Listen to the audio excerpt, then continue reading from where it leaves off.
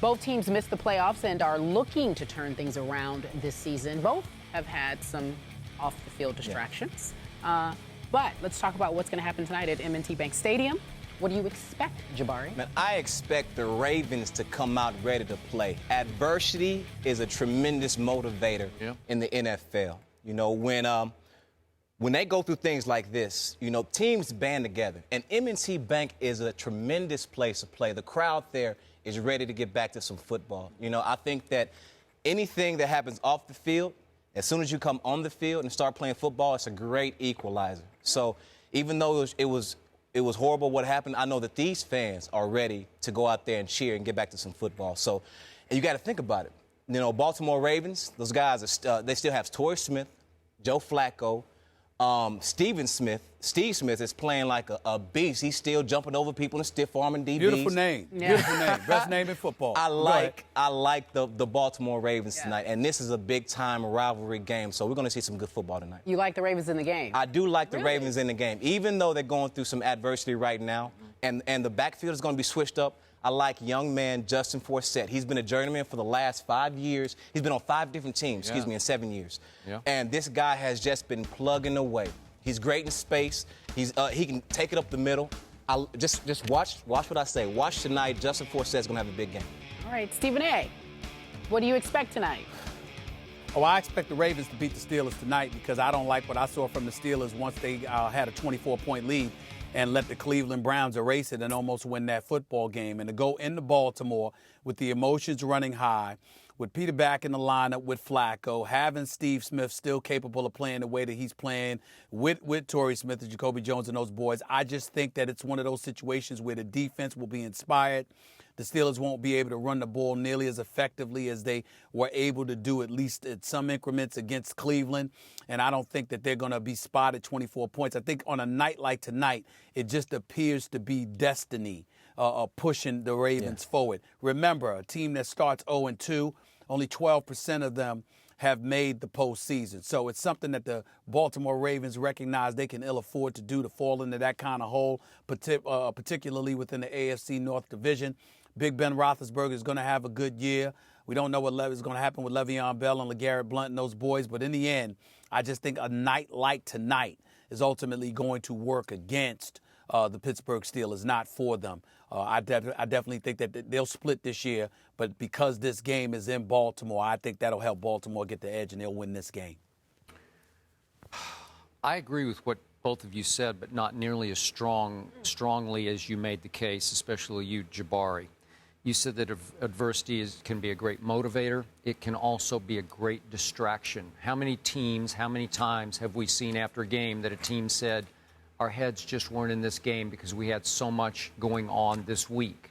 Now, will it unify or will it split this team because its minds are elsewhere? If one team can get its attention, it would be the Pittsburgh Steelers because of this great rivalry. So now we're back to, let's just do the pure football. Which team is better? The Ravens are a little better than the Steelers to me. And yet the Steelers looked dominant in the first half against the Browns, up 27-3. And then you want to talk about falling apart and going Jekyll Hyde? The Pittsburgh Steelers at home gave up 288 yards in the second half. That they turned Brian Hoyer into Peyton Manning, because he did look like he goes 15-20 for 173 in the second half with a touchdown and no interceptions. Pittsburgh Steelers in the second half gave up 121 yards rushing. So even though I'm not sure the Ravens' hearts are completely in this game, I just think they're a whole level better than the Steelers are right now. And I think on defense, they're much better than the Steelers are.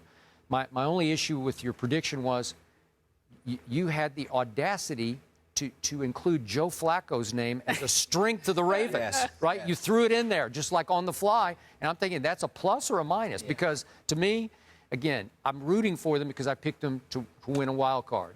But in their game against Cincinnati, when push came to shove at the end of the game, when they had a chance, they were up 16-15 early in the fourth quarter, and then they lost 23-16, as you know. But Flacco wasn't very good at the end of that game. So do you really trust Joe Flacco? Oh, I do. I do. You know, I don't know him personally, but I've played against him, and in my experience, this guy throws a touch. He has a touch on a deep ball that's one of the best in the league. It is. And you have to keep in mind, they have John Harbaugh. This guy is a good coach. He knows how to put people in position to win. He's a Super Bowl winning coach, and obviously they are going to he's going to put themselves in a position to be successful. Now, to your other point, when you were saying that adversity, you don't believe adversity is a good motivator. It can be a distraction. It can be a distraction, but being a player, having the adversity that we had with the bounty issue, Sure. knowing that we were only playing for each other when nobody else believed in us, we buckled down, and there's a lot of games in which we just willed our way through. So I understand that adversity can be a distraction in some sense, but I believe the leadership is there for the Baltimore Ravens for it not to be. Once you get in the white lines, that's a great equalizer. Okay, that's but going to be didn't tonight. the year after Bounty Gate, then it took its toll, right? It took its toll because we had, obviously our leadership was gone. Yeah. Their leadership is in place. It is. What leadership is left after What leadership Ray, is left? Yes, right, yes. okay. But Reed Daryl Smith he's a good leader himself, and I know that they have guys in place on the offensive side of the ball that's going to step up and take that role. Okay, I'm going to go close, high scoring tonight. I'm going to go up to I'm going to say Ravens 30, Pittsburgh 28. When does that ever happen in this type of game? They do. They score points. They go up and down. This is a hard-nosed game. I say 17-14. Really? Baltimore Ravens. Yes. Okay. I agree with that. I think it's going to be somewhere along the line, Skip, of 2017.